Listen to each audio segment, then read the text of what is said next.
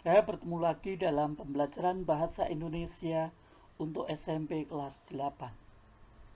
Dalam video kali ini kita akan belajar KD 3.1 mengidentifikasi unsur berita bersama Anton Data.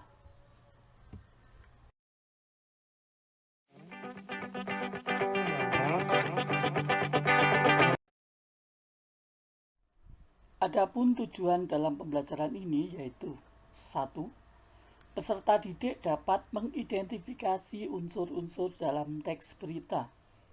2. Peserta didik dapat mengidentifikasi ciri-ciri teks berita.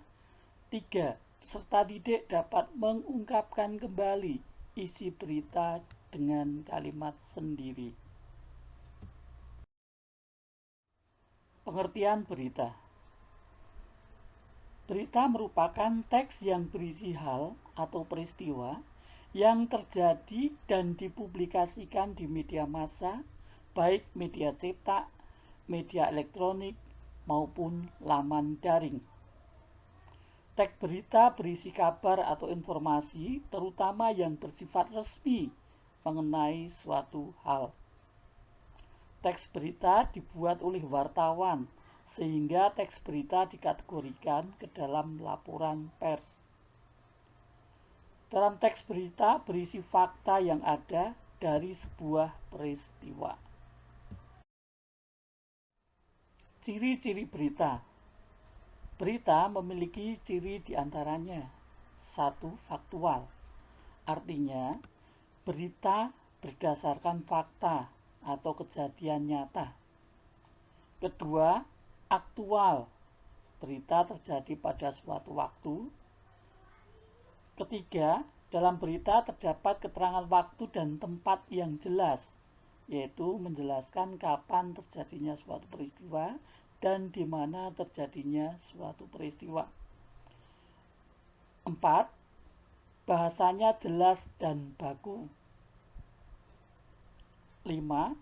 Berita bersifat objektif, apa adanya, dan terdapat kronologis atau urutan kejadian. Unsur-unsur berita. Kalau kita simak sebuah berita, maka di dalamnya ada beberapa unsur yang dikenal dengan sebutan 5W1H atau adik Simba. Nah, unsur tersebut yaitu what atau apa adalah apa yang diberitakan. Unsur berikutnya where, di mana, menyatakan tempat terjadinya peristiwa. Unsur ketiga when atau kapan, menyatakan kapan terjadinya sebuah peristiwa. Who atau siapa, yaitu siapa saja yang terlibat dalam peristiwa tersebut. Selanjutnya why atau mengapa, mengapa peristiwa itu terjadi. Dan how atau bagaimana, menanyakan proses terjadinya sebuah peristiwa. Ini dikenal dengan 5W1H. Kalau dalam istilah lain, unsur apa, di mana, kapan, siapa, mengapa, dan bagaimana sering dikenal dengan adik Simba. Nah, jika unsur-unsur itu tidak ada, maka sebuah berita akan menjadi rancu dan tidak bisa diterima dengan baik. Pola penyusunan berita. Berita biasanya disusun dengan mengikuti pola yang disebut piramida terbalik. Bagaimanakah susunan piramida terbalik tersebut? Berita diawali dengan judul, kemudian diikuti bagian yang namanya kepala berita, lalu tubuh berita, dan diakhiri dengan ekor berita. Pada bagian kepala berita ini berisi informasi terpenting yang meliputi 5W plus 1H. Kemudian pada bagian tubuh berita berisi informasi penting atau informasi pendukung. Di sini merupakan rincian dari apa yang diungkapkan pada bagian kepala berita. Dan pada bagian akhir disebut ekor berita, berisi informasi yang kurang penting atau informasi tambahan.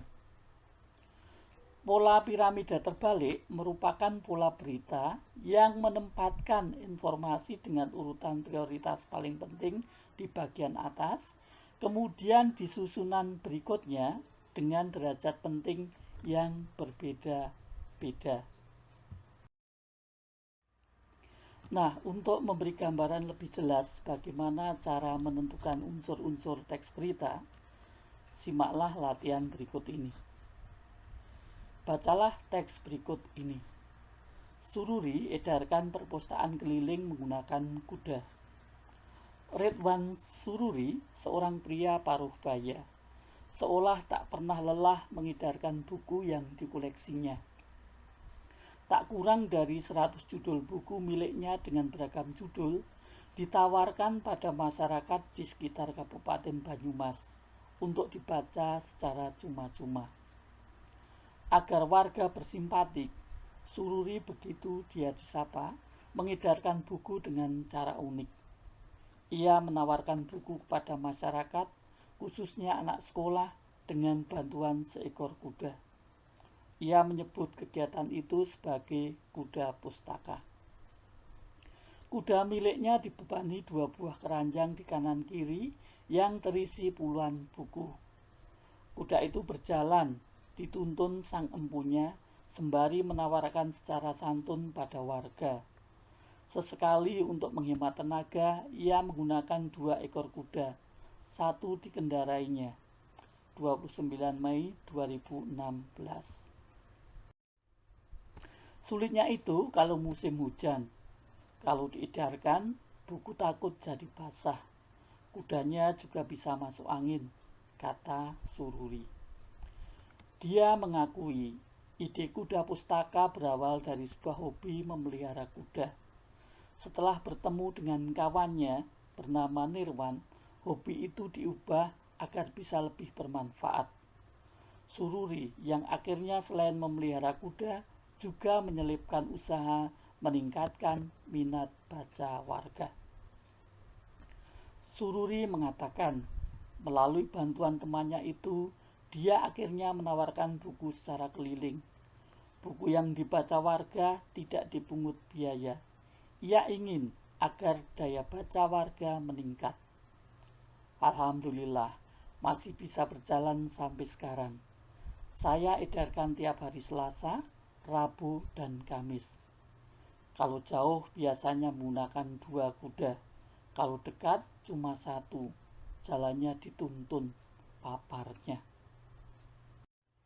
Niatan baik itu ternyata terdengar hingga Semarang, Jawa Tengah. Gubernur Jateng saat berada di Banyumas menyambangi kuda pustaka keliling Sururi. Ia kemudian ikut membantu 2 dus buku setelah sebelumnya melihat koleksi buku yang ada. Kalau Nirwan itu teman saya di UGM, dia dulu belajar teknik nuklir, kata Ganjar. Orang nomor 1 di Jawa Tengah itu pun menyemangati Sururi untuk terus menjalankan niat baik itu. Ini ada upaya meningkatkan minat baca unik dengan kuda.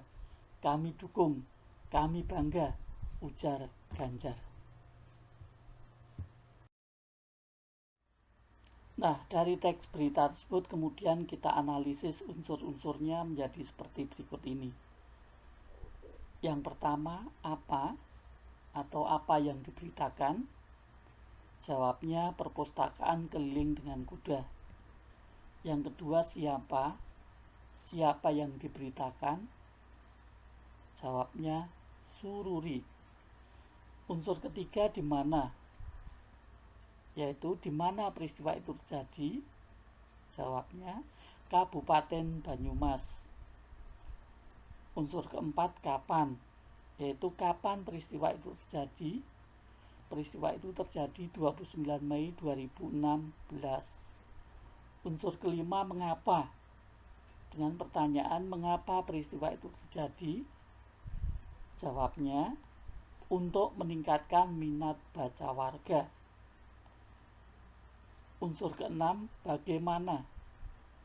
Pertanyaannya, bagaimana kejadiannya? Jawabnya, mengedarkan buku perpustakaan keliling dengan menggunakan kuda. Selanjutnya, dari jawaban-jawaban atas pertanyaan 5W1H tersebut, kita bisa menemukan pokok-pokok berita. Nah, dari pokok-pokok berita itu kita buat simpulan beritanya menjadi seperti berikut ini. Untuk meningkatkan minat baca warga, Sururi mengedarkan buku.